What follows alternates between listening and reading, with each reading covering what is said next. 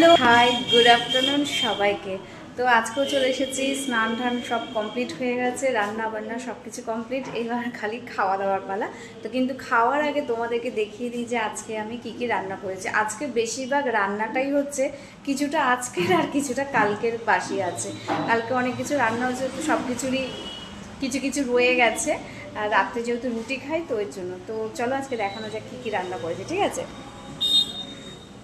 তো সবার ফার্স্টে এখানে আমি নিয়েছি, এটা হচ্ছে মিষ্টি আলু সেদ্ধ করে এটাকে একটুখানি সর্ষের তেল নুন দিয়ে মেখেছি। আর কালকের ওই কচু বাটাটা সেটাও একটু রয়ে গেছে, তো এই দুটোই আজকে খেয়ে ফেলতে হবে।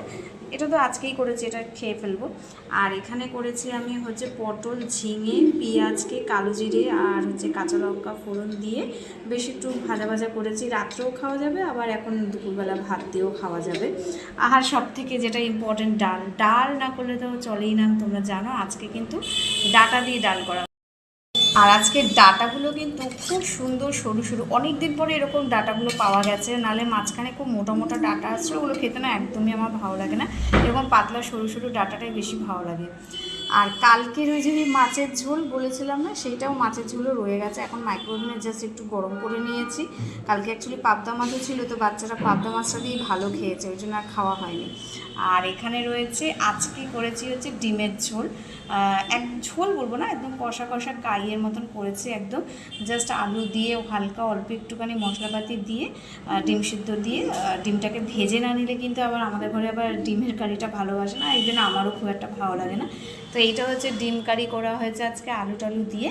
তো অনেকগুলোই ডিম করা হয়েছে, কারণ আর দুবেলায় খাওয়া হবে। এই ভাজাটা দিয়েও খাবো আর প্লাস ডিমটাও খাবো, আর এইটা তো ডালটা তো থাকবেই, ডাল দিও, কারণ ডাল ছাড়া আবার গুড্ডু খেতে পারে না, ওই জন্য। আর ভাত তো করেইছি। আর এখানে আছে অল্প করে একটু স্যালাড কেটেছি, একটু একটা শসা, একটা লেবু আর অল্প একটু পেঁয়াজ ওই ডিমের জন্য কেটেছিলাম, ওখান থেকে একটুখানি এখানে রেখে দিয়েছি।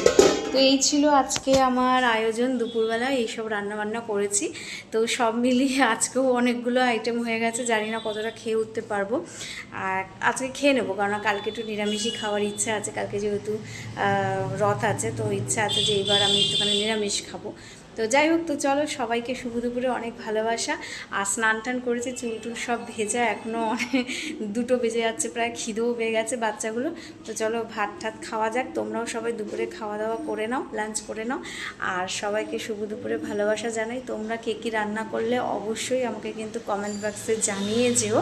আর প্রতিদিনের মতোই আমি একটা কথাই বলবো, সবাই ভালো থেকো, সুস্থ থেকো। আর একটু যে মানে এই যে আমরা যে একে অপরের সাথে অনলাইন প্ল্যাটফর্মে যে মানে কানেক্টেড রয়েছি, এইটা সত্যি আমার ভালো লাগে। জানি না কেন যে আমি কি রান্না করলাম কি না করলাম সেগুলো তোমাদের সাথে দেখাতে আমার খুব ভালো লাগে। তো তার জন্যই আমি দেখাই, কার ভালো লাগবে কি কার ভালো লাগবে না আমি জানি না, কিন্তু আমি দেখাতে থাকবো। তো চলো সবাইকে অনেক ভালোবাসা জানি, আমি আমার ভিডিওটা শেষ করছি। দেখা হবে আমার একটা নেক্সট ভিডিওতে, সবাইকে টাটা।